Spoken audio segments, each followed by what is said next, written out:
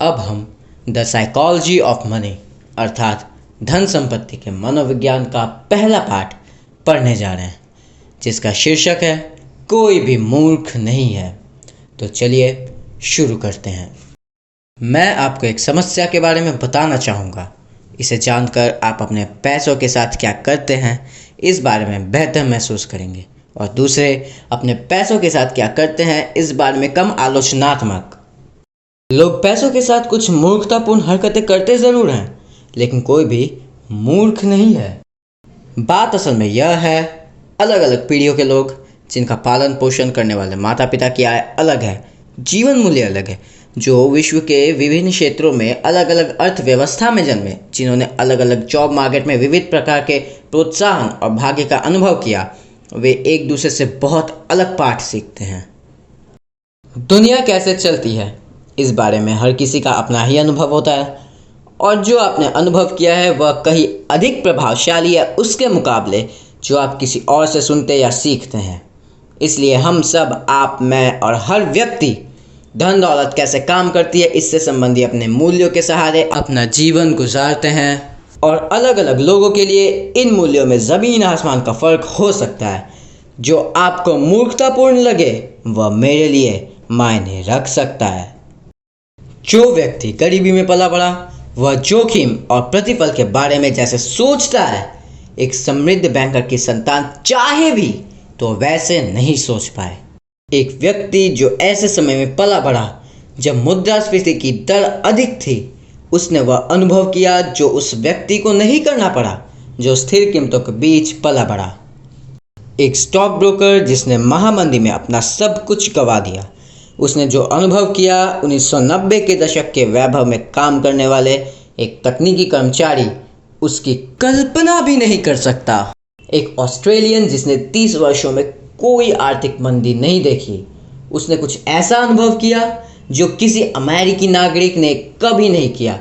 बस इतना ही नहीं, अनुभव की यह सूची असंख्य है। आप धन दौलत के बारे में कुछ ऐसा जानते हैं जो मैं नहीं जानता, और इसका विपरीत भी उतना ही सच है। जिन धारणा, उद्देश्यों, पूर्वानुमानों के साथ आप अपना जीवन जीते हैं वह मुझसे अलग हो सकता है। ऐसा इसलिए नहीं कि हम में से एक दूसरे से अधिक होशियार या अधिक जानकारी रखता है, ऐसा इसलिए कि हमारे जीवन अलग है जो हमारे विविध और बराबरी के ठोस अनुभवों से रचे हैं। धन के साथ आपके व्यक्तिगत अनुभव संसार में क्या हुआ शायद उसका 0.00000001% मात्र है, लेकिन आपके विचारानुसार संसार कैसे चलता है उसका 80% है। इसलिए समान रूप से होशियार लोग इस बात पर बहस कर सकते हैं कि मंदी कैसे और क्यों होती है, आपको निवेश कैसे करना चाहिए, आपको किसे प्राथमिकता देनी चाहिए, कितना जोखिम उठाना चाहिए आदि। 1930 में अमेरिकी पराखी अपनी किताब में फ्रेडरिक लुइस एलन ने लिखा कि महामंदी ने लाखों अमेरिकियों को उनके शेष जीवन काल के लिए अंदरूनी तौर पर प्रभावित किया, लेकिन अनुभवों में काफ़ी विभिन्नता थी। 25 वर्ष बाद जब जॉन एफ कैनेडी राष्ट्रपति चुनाव लड़ रहे थे, एक रिपोर्टर ने उनसे पूछा कि उन्हें महामंदी के बारे में क्या याद है।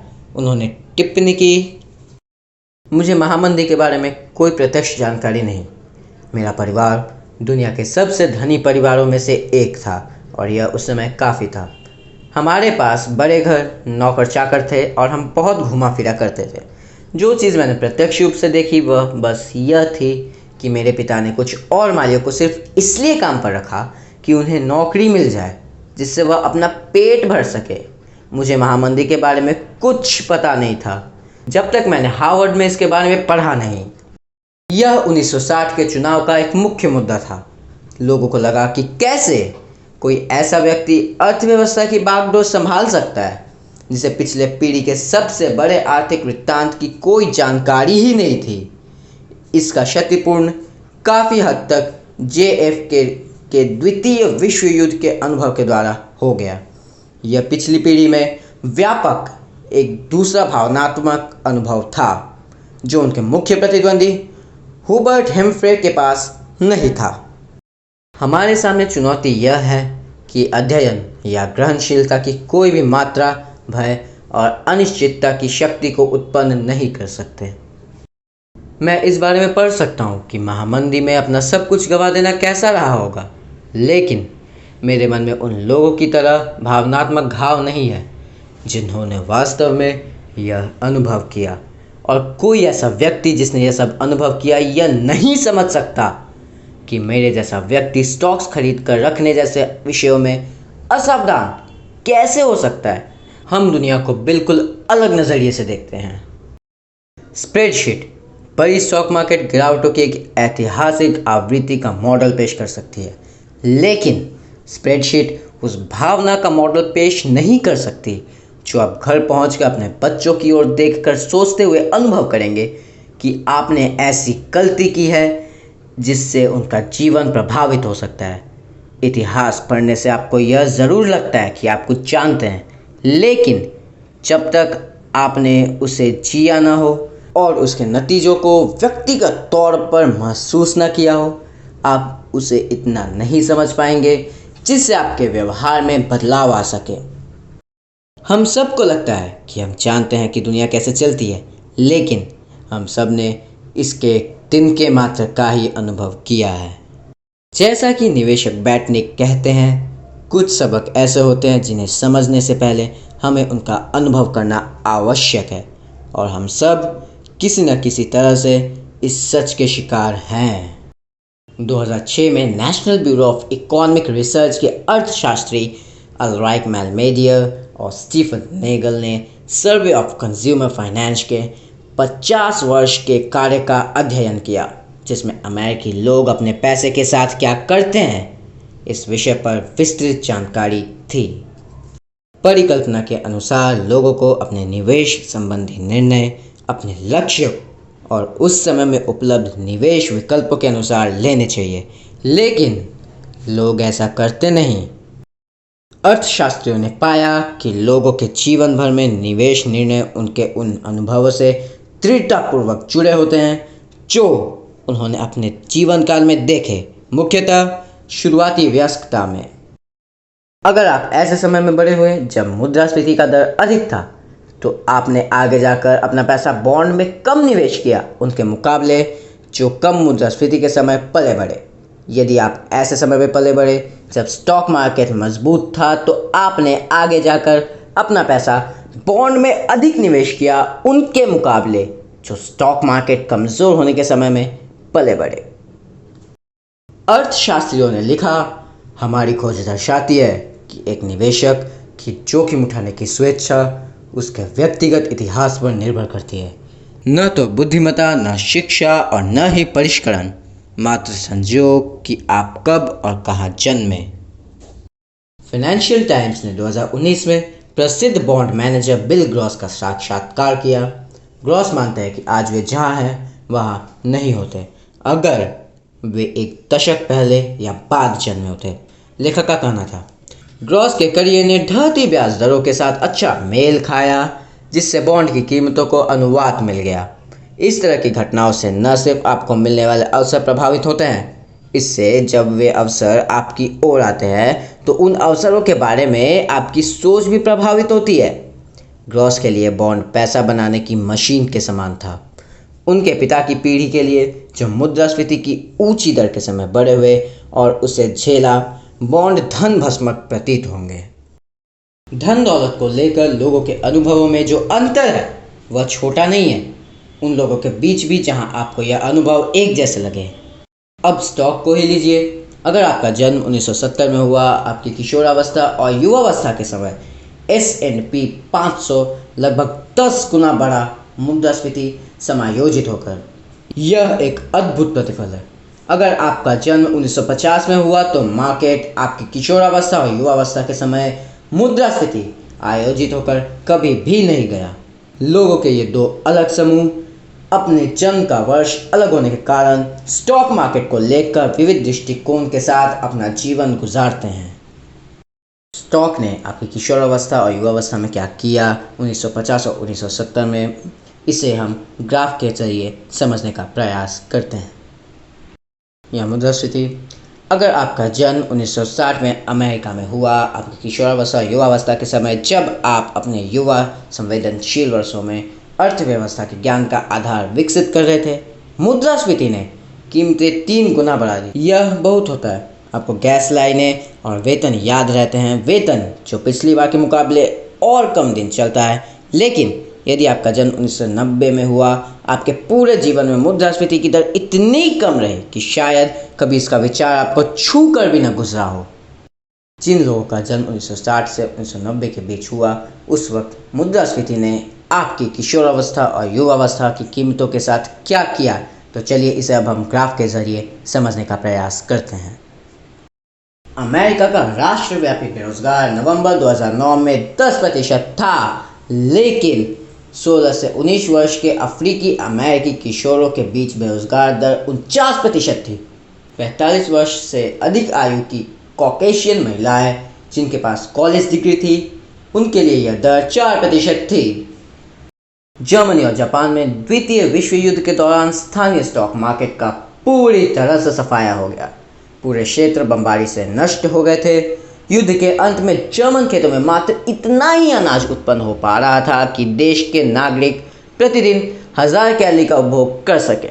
अब इसकी तुलना यूएस से करें, जहां स्टॉक मार्केट 1941 से 1945 के बीच 2 गुना से भी अधिक बढ़ गया और वहां की अर्थव्यवस्था पिछले 2 दशकों में सबसे दृढ़ हो गई। इन दोनों समूहों के सदस्यों से कोई ऐसी अपेक्षा नहीं कर सकता कि वे अपना जीवन मुद्रास्फीति के बारे में एक समान दृष्टिकोण के साथ बिताएंगे, या फिर स्टॉक मार्केट या बेरोजगार या आम तौर पर पैसे के बारे में। किसी को भी उनसे वित्तीय जानकारी पर समान रूप से प्रतिक्रिया करने की अपेक्षा नहीं करनी चाहिए। किसी को भी ऐसा नहीं मानना चाहिए कि वे समान प्रेरकों से प्रभावित होते हैं। किसी को भी यह अपेक्षा नहीं करनी चाहिए कि वे एक समान स्रोत से मिलने वाली सलाह पर विश्वास करेंगे। क्या मायने रखता है, क्या बहुमूल्य है, आगे क्या होने वाला है और आगे बढ़ने का सबसे अच्छा रास्ता कौन सा है?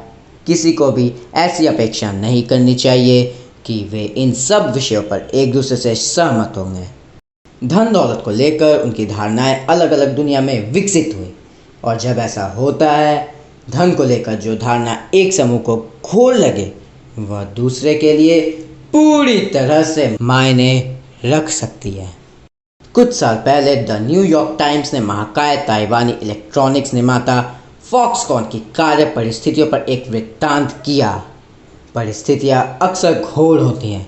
पाठक उचित रूप से नाराज थे, लेकिन इस कहानी पर एक दिलचस्प प्रतिक्रिया एक चाइनीज कर्मी के भांजे की ओर से आई, जिसने कमेंट सेक्शन में लिखा था, मेरी आंटी ने कई साल वहां काम किया, जिसे अमेरिकी स्वेट शॉप यानी शोषण करने वाली दुकान कहते हैं।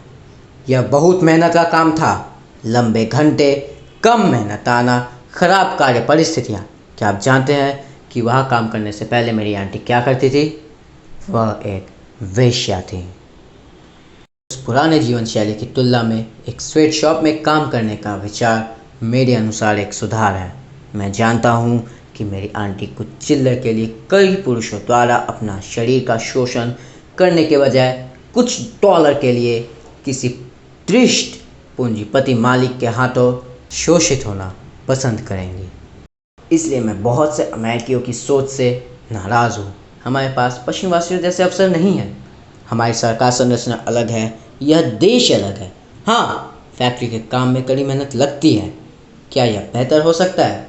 हाँ, लेकिन सिर्फ तब जब आप इस तरह के अमेरिकी नौकरियों की तुलना करें।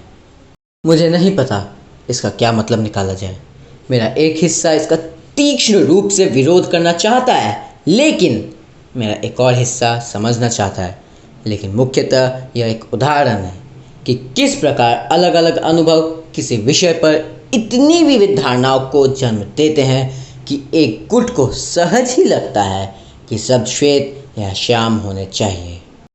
धन दौलत को लेकर जब भी लोग कोई निर्णय लेते हैं, उस पल में उपलब्ध जानकारी को अपने अद्वितीय दिमाग मॉडल में डालते हैं, जो उन्हें यह बताता है दुनिया कैसे चलती है, और इसके आधार पर उस निर्णय को उचित ठहराते हैं। वे लोग अपनी जानकारी में गलत हो सकते हैं, उनकी जानकारी अधूरी हो सकती है, वे गणित में अनिपुण हो सकते हैं, वे विविध से मार्केटिंग की बातों में आ सकते हैं, या हो सकता है कि उन्हें अंदाज़ा ही नहीं हो कि वे क्या कर रहे हैं। वे अपने काम के नतीजों को गलत तरह से आंक सकते हैं। ओह, क्या ऐसा नहीं हो सकता है? लेकिन हर वह निर्णय जो लोग लेते हैं वह उनके लिए मायने रखता है और उनके अनुसार सभी आवश्यक पहलुओं की पूर्ति करता है। वे खुद को एक ऐसी कहानी सुनाते हैं जिसमें वे क्या कर रहे हैं और क्यों इसका वर्णन होता है, और यह कहानी उनके खुद के अद्वितीय अनुभव से रचित होती है। एक साधारण सा उदाहरण लीजिए, लॉटरी के टिकट। अमेरिकी लोग फिल्मों, वीडियो गेम, संगीत, खेलकूद प्रतिस्पर्धा, किताबों के कुल खर्च से अधिक पैसा उन पर खर्च करते हैं, और उन्हें खरीदता कौन है? मुख्यतः गरीब लोग। यूएस में न्यूनतम आय परिवार प्रतिवर्ष औसतन $412 लोटो टिकट पर खर्च करता है, जो उच्चतम आय परिवारों से 4 गुना अधिक है। 40% अमेरिकी आपदा के समय $400 नहीं जुटा पाते, जिसका अर्थ यह है वे लोग जो लॉटरी के टिकट के लिए $400 खर्च करते हैं, ये सामान्यतः वही लोग हैं जो कहते हैं कि आपदा के समय वे $400 का प्रबंध नहीं कर सकते। वे अपने सुरक्षा तंत्र को एक ऐसे संजोग के लिए नष्ट कर रहे हैं जिसके सच होने की संभावना लाखों में बस एक है। यह मुझे मूर्खतापूर्ण लगता है, या शायद आपको भी मूर्खतापूर्ण लगे, लेकिन मैं न्यूनतम आय परिवार में से नहीं हूँ और शायद आप भी नहीं। इसलिए हम में से काफ़ी लोगों के लिए यह समझना कठिन है कि न्यूनतम आय लॉटरी टिकट खरीदारों के अचेतन मन में क्या तर्क चलता है। अगर थोड़ा जोर डाले तो आप कल्पना कर सकेंगे कि यह कुछ इस प्रकार का होता होगा।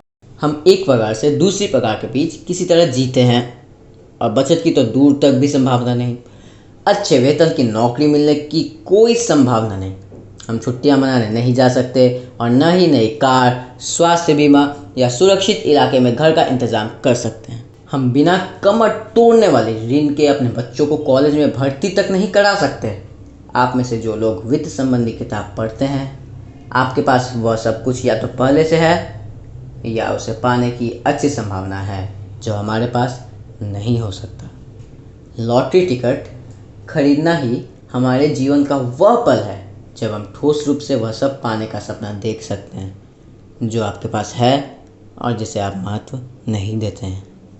हम एक सपने की कीमत चुका रहे हैं और आप यह नहीं समझ सकते क्योंकि आप पहले से एक सपना जी रहे हैं, और इसलिए हम आपसे ज़्यादा लॉटरी की टिकटें खरीदते हैं। आपको इस तर्क से सहमत होने की आवश्यकता नहीं। जब आप दिवालिया हो, लोटो टिकट खरीदना बुरा विचार ही है, लेकिन मैं समझ सकता हूँ कि लोटो टिकट की बिक्री क्यों चलती रहती है। और यह विचार जो आप कर रहे हैं वह मूर्खतापूर्ण है, लेकिन मैं समझ सकता हूँ कि आप ऐसा क्यों कर रहे हैं। इससे हमारे कई वित्त संबंधी निर्णयों के आधार का अनावरण होता है। कुछ लोग वित्तीय निर्णय पूर्ण रूप से एक स्प्रेडशीट के द्वारा करते हैं। वे खाने की मेज पर या कंपनी की किसी मीटिंग में उन्हें बताते हैं, ऐसा स्थान जहां व्यक्तिगत इतिहास, संसार के प्रति आपका अद्वितीय दृष्टिकोण, अहंकार, अभिमान, मार्केटिंग और विचित्र प्रेरक साथ मिलकर एक ऐसा वृत्तांत बनाते हैं जो आपके लिए काम करता हो। एक अन्य पहलू जो यह स्पष्ट करने में सहायता करता है कि वित्तीय निर्णय क्यों इतने कठिन होते हैं और क्यों इसमें इतना दुराचार होता है, वह यह समझना है कि यह विषय काफ़ी नया है। धन दौलत तो काफ़ी समय से हमारे चारों ओर है। ऐसा माना जाता है कि लीडिया, जो अब तुर्की का भाग है, वहाँ के एक राजा एलियाटस ने 600 ईसा पूर्व में ही पहली आधिकारिक मुद्रा बनाई। लेकिन वित्तीय निर्णयों का आधुनिक आधार बचत और निवेश ऐसी संधारणाओं पर आधारित है जो अभी नवजात हैं। अब सेवानिवृत्त को ही लीजिए। 2018 के अंत में यूएस के सेवानिवृत्त खातों में $27 ट्रिलियन की राशि थी, जिसके अनुसार यह आम निवेशकों की बचत और निवेश निर्णयों का मुख्य चालक था। लेकिन सेवानिवृत्त होने की पूरी संधारणा अधिक से अधिक 2 पीढ़ी पुरानी है। द्वितीय विश्व युद्ध से पहले अधिकांश अमेरिकी अपनी मृत्यु तक काम किया करते थे। यह अपेक्षा भी थी और वास्तविकता भी। 1940 तक 65 वर्ष और उससे अधिक आयु के पुरुषों की श्रमिक वर्ग में भागीदारी दर 50% थी। अब चलिए इसे ग्राफ के द्वारा समझने का प्रयास करते हैं। सामाजिक सुरक्षा ने इसे बदलने का प्रयास किया, लेकिन इसके शुरुआती लाभ एक समुचित पेंशन की तुलना में कुछ खास नहीं थे। जब ईडा में फूलर ने 1940 में अपना पहला सामाजिक सुरक्षा चेक कैश कराया, तब उसका मूल्य $22.54 था, या मुद्रास्फीति से समायोजित होकर $14। 1980 तक पहुंचने के बाद ही सेवानिवृत्त लोगों के लिए औसत सामाजिक सुरक्षा चेक बढ़कर $1000 प्रति माह हुआ। मुद्रास्फीति से समायोजित होने के बाद सेंसस ब्यूरो के अनुसार 65 वर्ष से अधिक आयु की एक चौथाई अमेरिकी 1960 के दशक के अंत तक गरीबी में जी रही थी।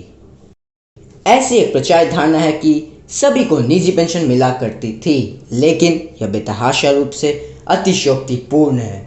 एम्प्लॉय बेनिफिट रिसर्च इंस्टीट्यूट के अनुसार 65 वर्षीय और उससे अधिक आयु के लोगों में से सिर्फ एक चौथाई को 1975 में पेंशन आय मिला करती थी। उस भाग्यशाली अल्पसंख्यक वर्ग में घरेलू आय का मात्र 15% पेंशन से आता था। 1955 में न्यूयॉर्क टाइम्स ने सेवानिवृत्त होने की बढ़ती लालसा और संततः असमर्थता के बारे में लिखा। एक पुरानी कहावत को अलग तरह से व्यक्त करें तो सेवानिवृत्ति के बारे में सभी बात करते हैं, लेकिन बहुत कम ही इस बारे में कुछ करते हैं। 1980 तक यह धारणा सुदृढ़ नहीं हुई थी कि हर कोई सेवानिवृत्ति के योग्य है और हर किसी को एक गरिमापूर्ण सेवानिवृत्ति मिलनी चाहिए, और तब से लेकर उस गरिमापूर्ण सेवानिवृत्ति को पाने का उपाय यही अपेक्षा रही है कि हर कोई अपनी खुद की आय से बचत करके उसे निवेश करे। मैं फिर से दोहराना चाहूँगा कि यह विचार कितना नया है। 401 के अमेरिकी सेवानिवृत्ति के बचत माध्यम का आधार 1978 तक अस्तित्व में नहीं आया था। रोथ IRA 1978 तक नहीं जन्मा था। अगर यह एक व्यक्ति होता तो अब तक मुश्किल से मद्यपान करने की आयु तक पहुंचा होता। किसी को भी इससे अचरज नहीं होना चाहिए कि हम में से काफी लोग सेवानिवृत्ति के लिए बचत और निवेश में अच्छे नहीं हैं। हम मूर्ख नहीं हैं, हम सब बस नौसिखिया हैं।